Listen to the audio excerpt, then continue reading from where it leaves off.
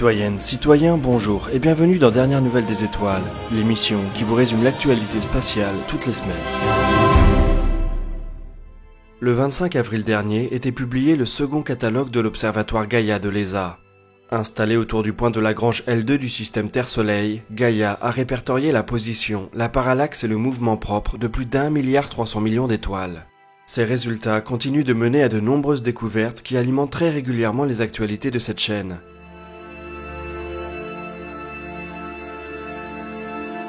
Cette semaine ne fait pas exception puisque la première news qui nous intéresse aujourd'hui provient encore une fois des données de Gaïa. Une équipe internationale de chercheurs pense avoir mis la main sur une galaxie naine satellite de la Voie lactée aux propriétés franchement étonnantes. L'objet a adopté le nom d'Antlia 2.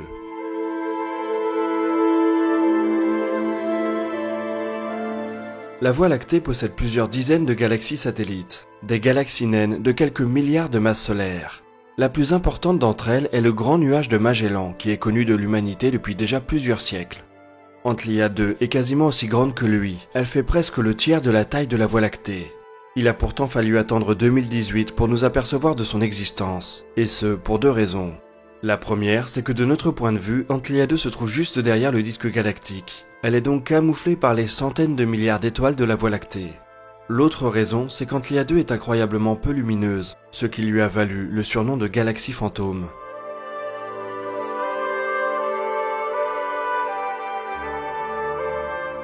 Bien qu'elle fasse la même taille que le grand nuage de Magellan, elle est en effet 10 000 fois moins lumineuse que lui.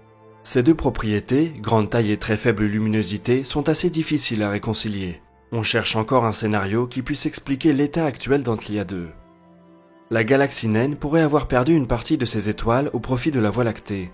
Le problème, c'est que les galaxies qui perdent des étoiles ont tendance à diminuer en taille. On peut aussi imaginer qu'elle a été le siège de très nombreuses supernovas dans sa jeunesse. Ces dernières auraient soufflé les gaz et poussières en dehors de la galaxie.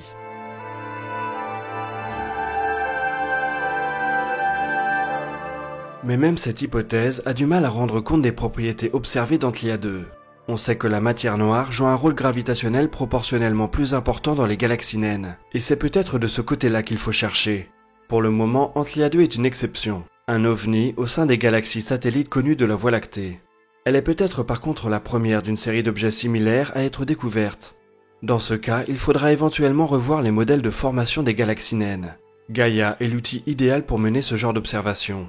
Le catalogue final de l'Observatoire spatial européen devrait être publié en 2022. Nul doute qu'il alimentera la recherche sur les étoiles et les galaxies pendant encore bien des années après ça.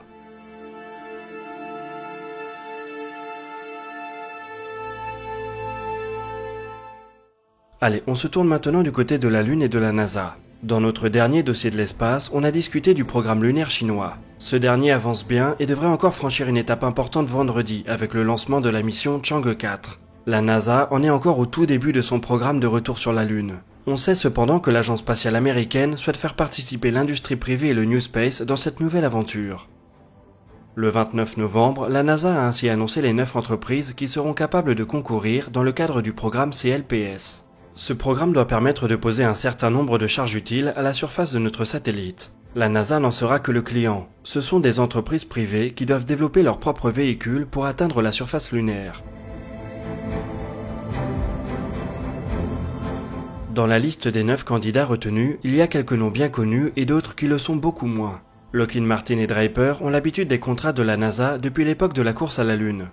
Martin était ainsi un des 2 finalistes pour la construction du module de commande d'Apollo, mais l'entreprise n'avait finalement pas été retenue. Draper avait conçu les systèmes de contrôle et de navigation qui avaient permis à la NASA d'aller poser des hommes sur notre satellite. Lockheed Martin va proposer un atterrisseur lunaire dénommé Mac Endless, directement inspiré de l'architecture d'InSight qui vient de se poser sur Mars. Il fournira électricité, communication et régulation thermique pour une charge utile allant jusqu'à 100 kg. L'atterrisseur envisagé par Draper porte le nom d'Artemis 7. 7 car les instruments développés par Draper se sont déjà posés 6 fois sur la Lune. Il doit être construit en collaboration avec General Atomics, iSpace et Spaceflight Industries. Les 7 autres entreprises retenues font toutes partie du secteur du New Space. Elles ont été créées après l'an 2000. Certaines d'entre elles sont à peine vieilles d'1 ou 2 ans. C'est le cas d'Orbit Beyond qui a été fondé en 2018. L'entreprise va reprendre le travail de Team Indus, une entreprise indienne qui avait concouru au Google Lunar X Prize. Astrobotic Systems et Moon Express sont elles aussi issues de la même compétition. Ces deux entreprises ont l'avantage de travailler sur de petits atterrisseurs lunaires depuis déjà des années. Moon Express pourrait ainsi tenter une première mission lunaire de sa propre initiative d'ici 1 ou 2 ans. La présence de Firefly Aerospace dans cette liste est peut-être la plus surprenante. Premièrement, car l'entreprise est plutôt connue pour développer des fusées que des atterrisseurs. Deuxièmement, car Firefly avait déjà fait faillite en 2017 avant d'être renommée dans la foulée. Mais l'entreprise semble bel et bien travailler sur un atterrisseur lunaire. Elle a l'avantage de pouvoir proposer une architecture complète, fusée plus atterrisseur. Tous les autres participants du programme devront se trouver leur lanceur indépendamment.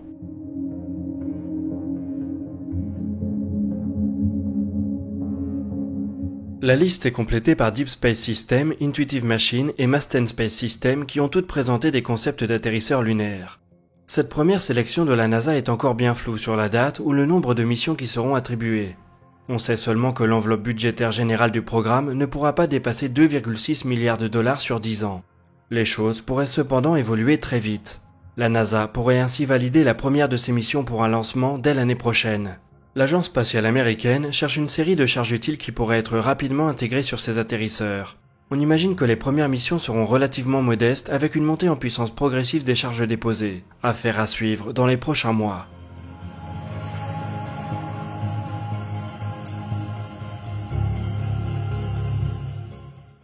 On continue du côté de SpaceX qui a réussi un nouveau lancement hier soir. Ce tir était assez particulier pour plusieurs raisons. La première, c'est qu'il permet à SpaceX de battre son record de lancement annuel établi l'année dernière. Il s'agit du 19e tir pour 2018, là où il y en avait 18 en 2017. L'entreprise devrait boucler l'année avec 20 à 22 lancements orbitaux, une progression de 10 à 20% par rapport à l'année dernière. Pour le moment, SpaceX n'a connu aucun échec en 2018 et assoit donc son leadership dans le secteur des lancements commerciaux.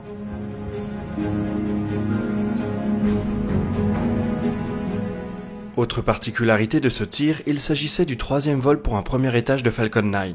C'est la première fois qu'un booster de l'entreprise parvient à mener 3 missions. Ce qui donne un peu plus de crédibilité au projet de réutilisation massive de l'entreprise. SpaceX espère pouvoir faire voler 10 fois ses boosters de Falcon 9 Block 5. En voilà au moins un qui a parcouru 30% du chemin.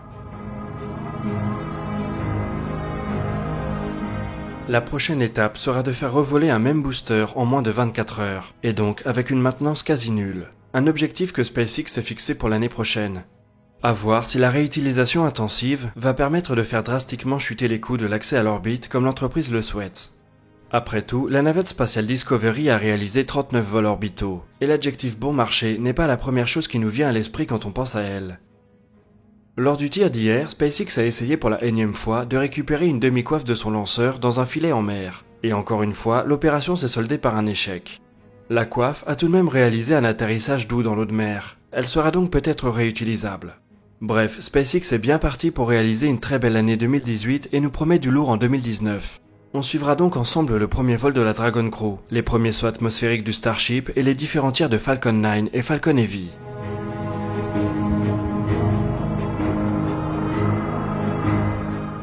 L'actualité était décidément très chargée hier soir. 1h30 avant le tir dont on vient de parler, c'est la mission de la NASA Osiris-Rex qui arrivait en vue de l'astéroïde Bennu.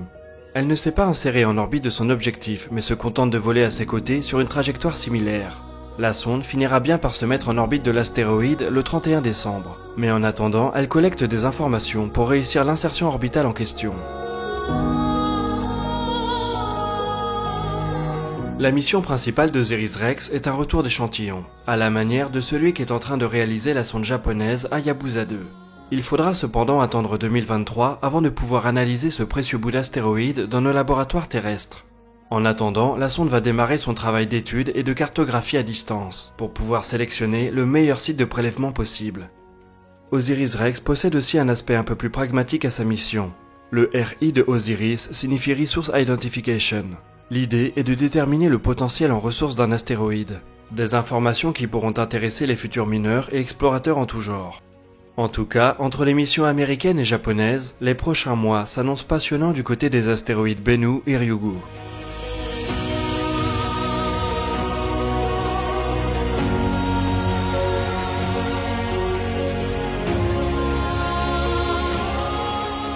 Voilà, avant de conclure, une petite annonce. Nous vous proposons de retenter l'expérience DNDE Live ce soir à 21h.